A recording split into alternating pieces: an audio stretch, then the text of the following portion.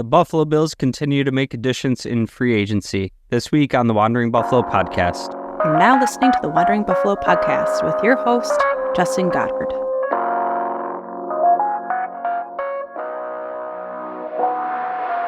Bills Mafia, welcome into another episode of the Wandering Buffalo podcast, a show on the Buffalo FamBase podcast network. My name is Justin, and I will be your host today. And this week, just a few things I want to talk about. One, the Bills continuing to make additions in free agency. Two, we have some news coming out of the league meetings. Just want to touch on a couple things we heard from Brandon Beane and Sean McDermott. Some rule changes. And then in the second segment, we're going to look not so much at players and mock drafting, just so much as kind of my draft strategy. Still working on doing some draft scouting, not quite ready to put my official mock draft out there. That'll be in a couple weeks. But I am working on lining up a guest, should be for next week's episode. Much more well-versed on college football than myself. Also runs a Bills page on social medias. So we're going to bring him on, talk a little bit more about the draft, run through a couple mock drafts with him. Hoping to have that for next week's show. But this week, I want to start out talking about just kind of, we're getting into that slower time of free agency, where we see the moves start being, smaller moves. They're trickling in less and less. And, we start shifting our focus to the draft. Well, the Bills are continuing to make moves, and this time period, as well as kind of the free agency wave after the draft, is where I was expecting the most movement from the Bills.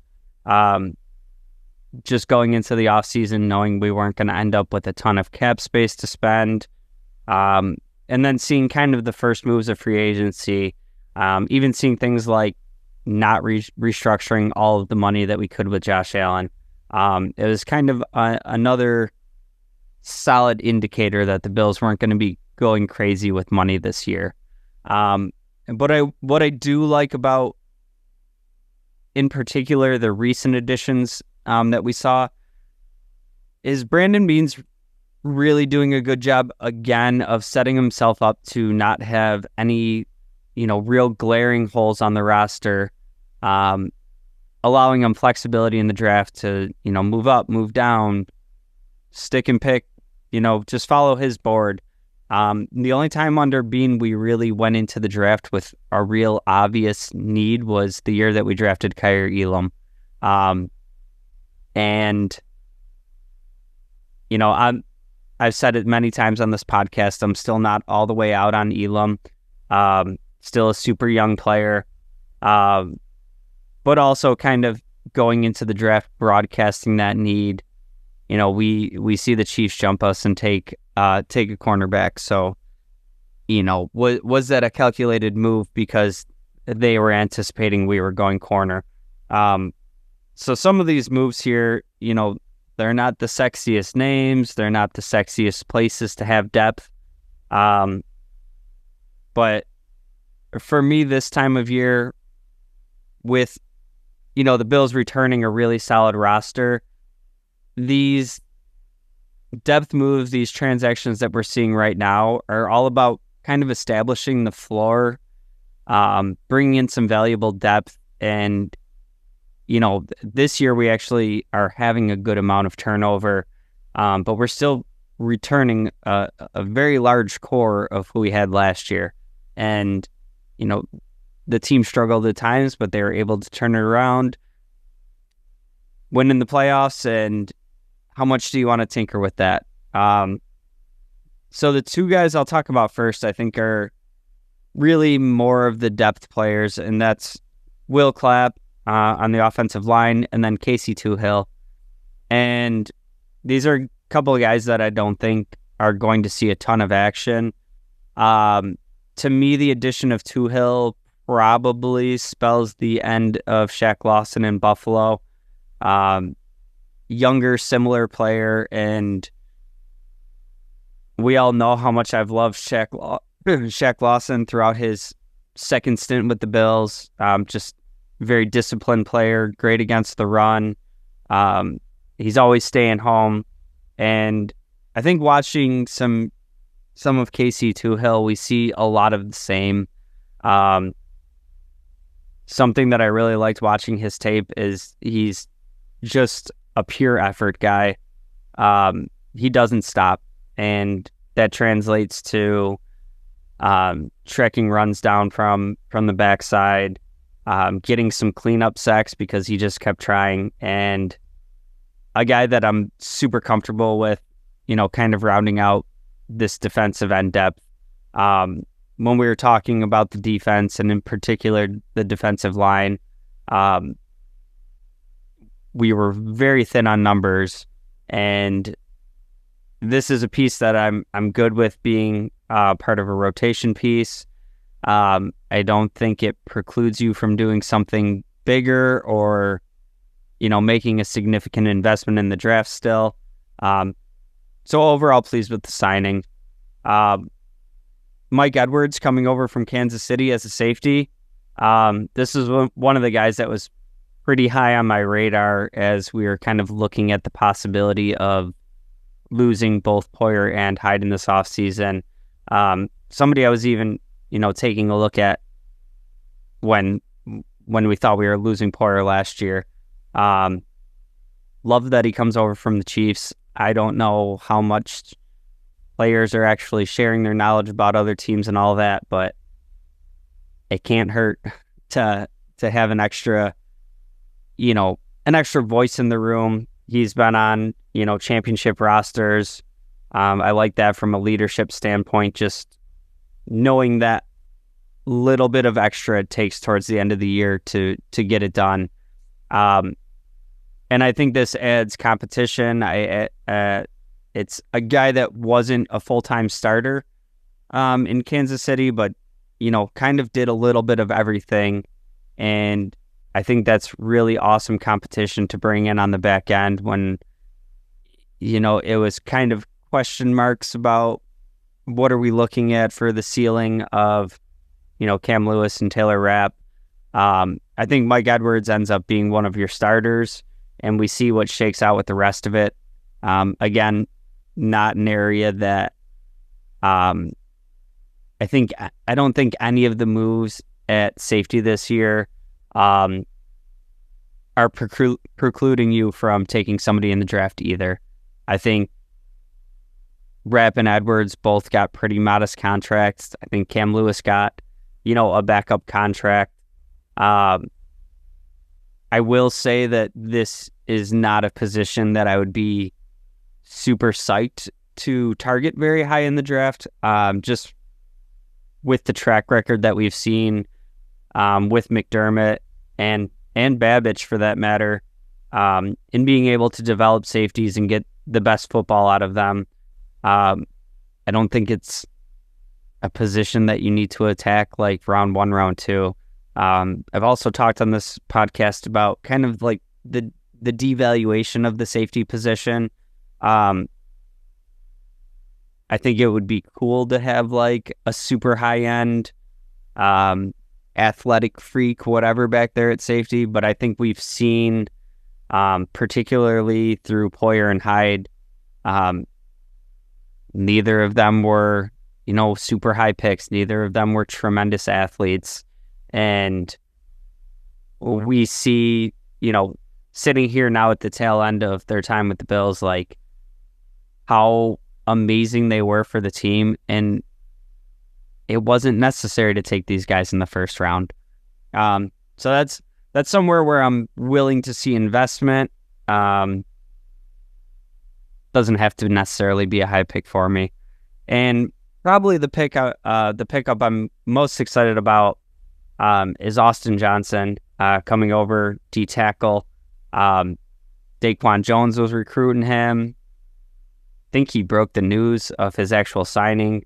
Former teammate going all the way back to college days. And this just makes me really excited for kind of the depth piece, but it's not even really a depth piece because we rotate the defensive line so much, but just kind of having that actual second one-tack defensive tackle.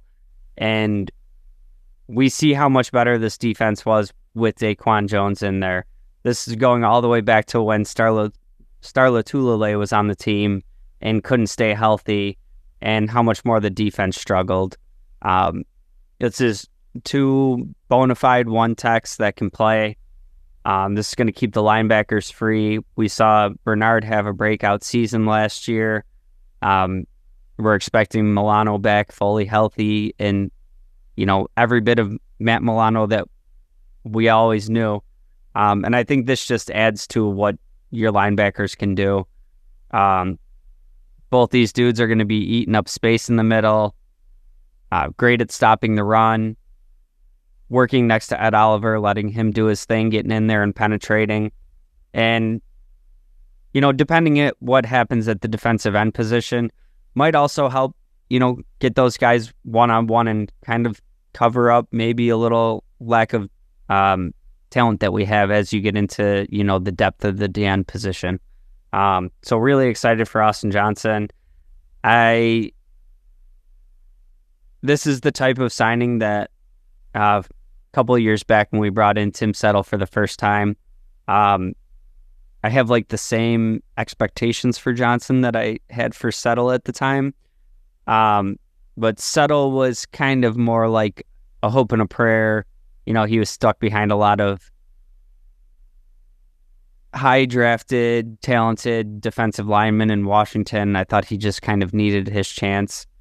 He did come on a little bit last year, but was overall kind of a disappointment in Buffalo. Johnson's a guy that's been in the league. He's proven in the league. And I think he's an immediate upgrade to anybody you had on the roster at the defensive tackle position, not named Ed Oliver or Daquan Jones. So sweet pickup there. A little bit out of the league meetings this year, and the one thing I'll touch on real quick, and I don't like to get into a ton of the rules changes things, but we saw that they did approve the penalty for the hip drop tackle. I just think it's really tough. It's already hard enough to play defense in the NFL. You already have, this hit zone of you staying above the knee, not aiming for the head. We particularly see that with the quarterbacks. I'm all for player safety, and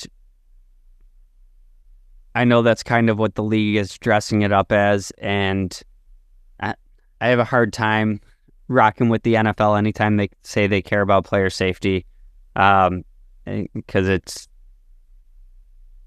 that's a story for another time. My biggest issue with this is football is inherently a violent contact sport. I get trying to take injuries out of the game. I get trying to protect the players. You want the best product on the field. But at a certain point, you're really handcuffing defenses from what they're able to do. Not only is it, a penalty now, it's a 15-yard penalty. It's another judgment call from the refs. We already see terrible officiating in the NFL. It's just not something that I think officials needed added to their plate. And in particular, we see, particularly in the first year that they add a rule, the officiating of it is at its worst. We as fans don't really know what they're going to call, and what's a good call, what's a bad call. I don't think the refs know exactly what they're calling. So yeah, we thought we had enough outrage over officiating in the last couple of years, and it's about to get significantly worse. So we'll see what happens there. I think the game is already over officiated. There's a flag 25-30% of plays in some games, and it's just going to add more to that. But more on the Bills side of things, Kind of touching on things Brandon Beane and McDermott said, just lumping them together. We did hear them talk about not ruling out anything with Micah Hyde, which I thought was kind of a strange comment.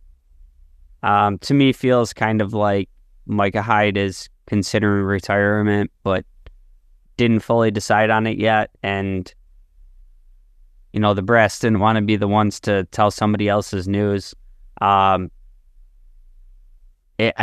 haven't heard any whisperings of him, talking to other teams, any possibility of returning here. So I have to assume that that's kind of, him moving towards retirement.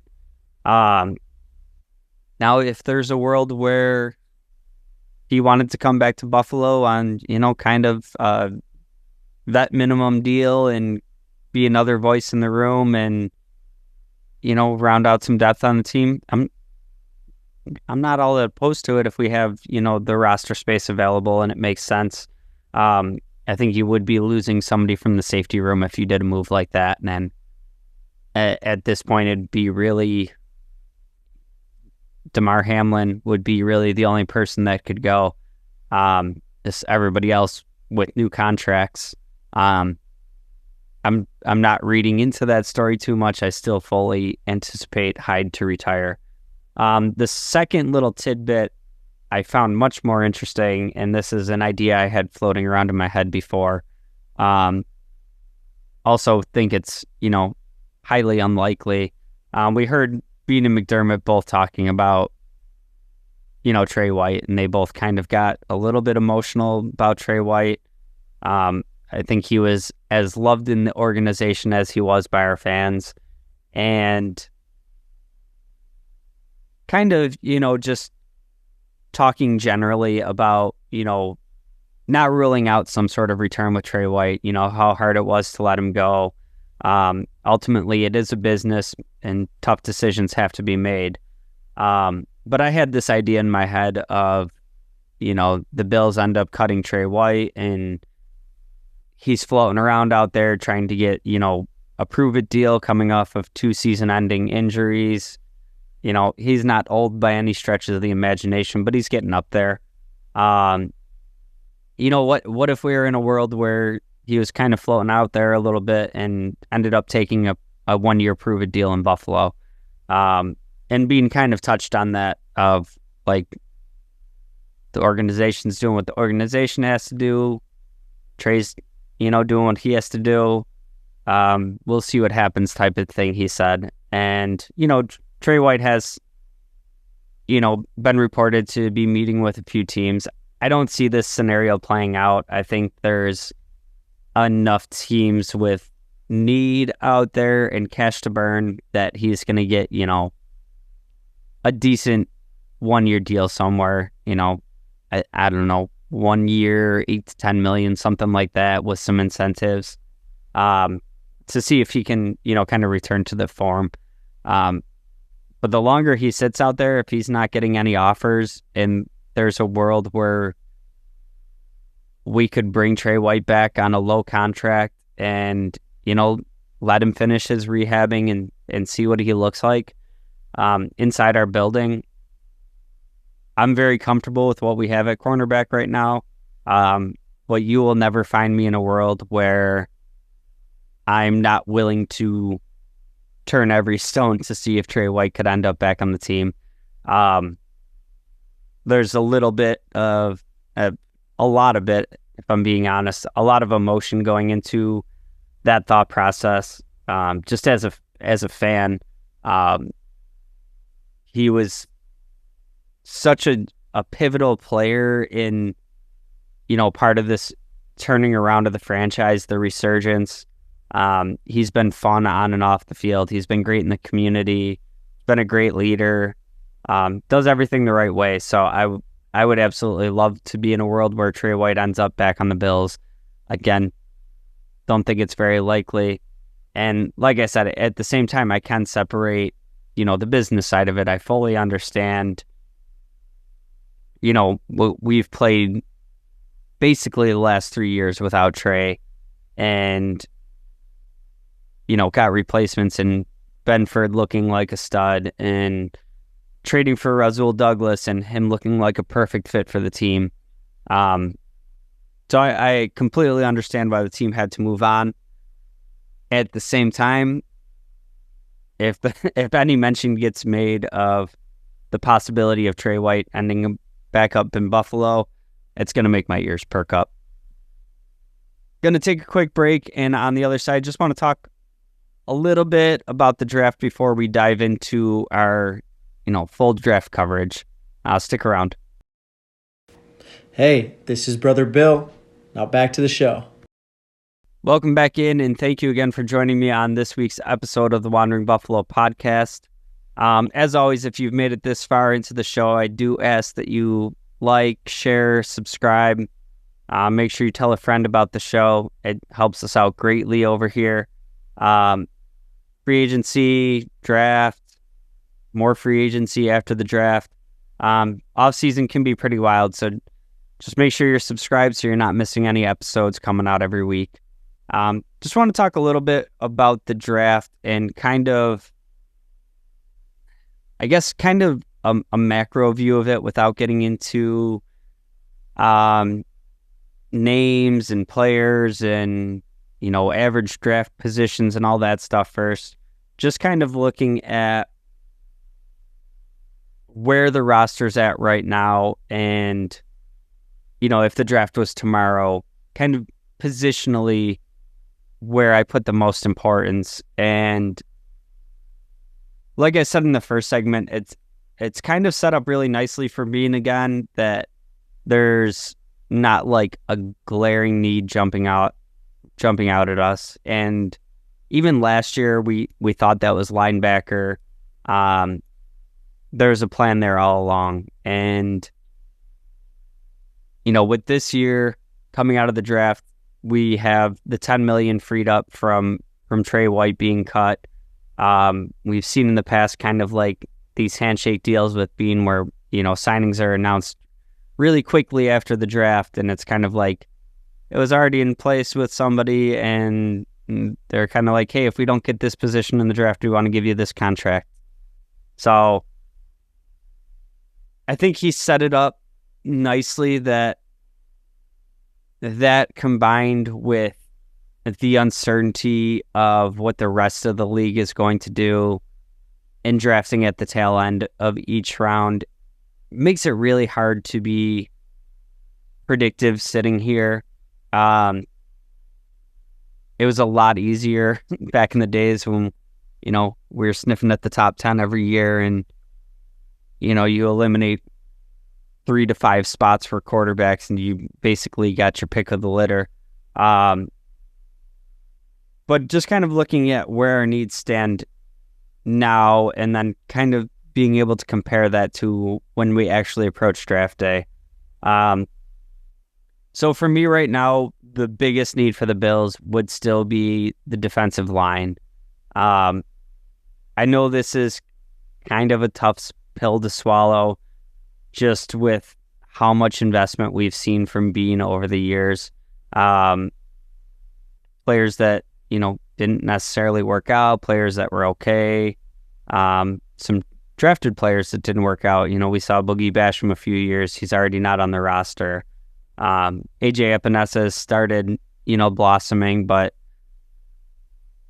I guess still kind of underwhelming for a second-round pick. We've seen Groot. He looks great. Von Miller, huge investment. Not one that I can hold against Beane at all. In Von Miller's first year with the Bills, he was every bit of the player that we brought him in to be, and injuries happen. I can't blame Beane for that. Hopefully he can come back to some sort of form of, the player that we signed 2 years ago.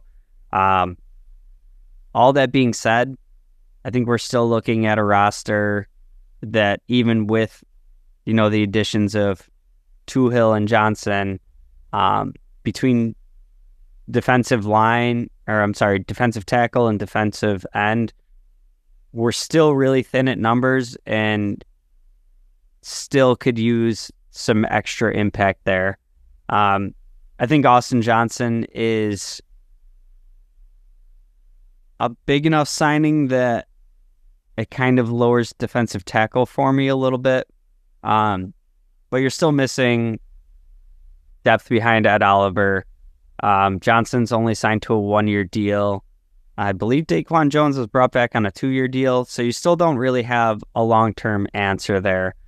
And then when you get into the defensive end position, how many people are already ready for Von Miller to be off the roster? You got a decision coming up with Groot. I think it's a really easy,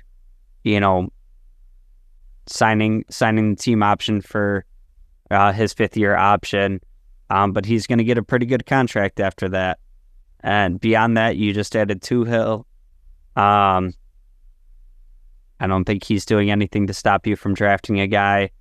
And beyond that, you have Kingsley Jonathan, who, has been a nice player, but a nice depth player, but he's been around. He hasn't been able to stay on the active roster.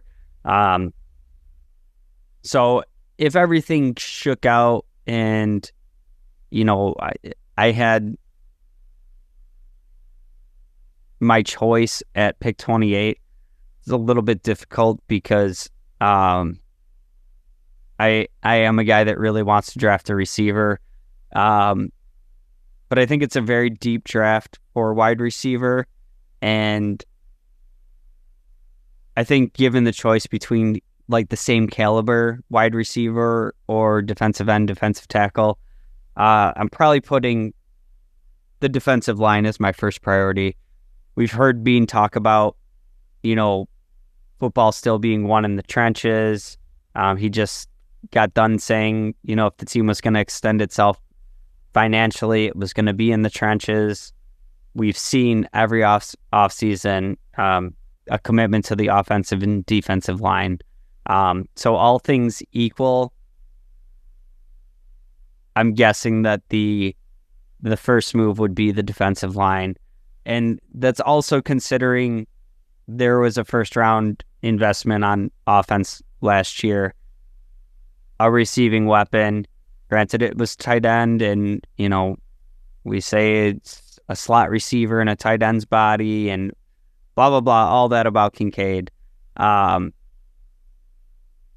Brandon Beane as a GM also probably thinking, we got year 2 coming up for this guy. We just added Curtis Samuel. We still have Stephon Diggs. It's just hard for me to view this, if I'm being, realistic and trying to project what Brandon Beane is thinking. It's hard for me to think that he would be putting wide receiver as the top priority. I would probably put wide receiver as my second priority, though. And all the things that I just said still remain true. You did just add Kincaid last year. You did add Curtis Samuel. You still have Stephon Diggs. This is more for, I still think that we need a true number 2 receiver that's going to stretch the field, that's going to take some attention away from Diggs. And it's also the succession plan for Diggs. I am not one of the people that's ready for Diggs to be gone now because he tweets things, but there's enough people out there that are ready for Diggs to be gone now. Personally, I don't care what he tweets. Dude shows up and puts up 1,000 yards every season.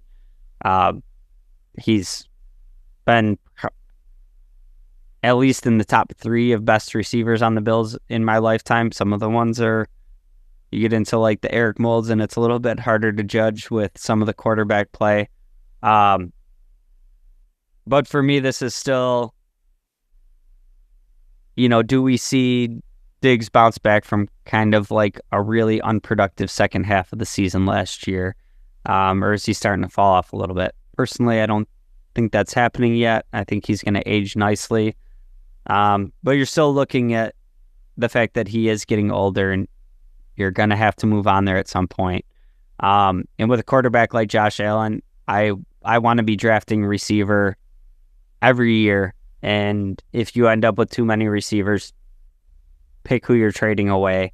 But I don't ever want to be in kind of this position that we're in kind of last year going into this year of like, do we have enough weapons for him? I want it to always be operating in a surplus, and if we have to get rid of somebody, we have to get rid of somebody. After that, I would probably put safety as my third need. Again, we just added Mike Edwards. We saw Cam Lewis come back. We saw Taylor Rapp come back.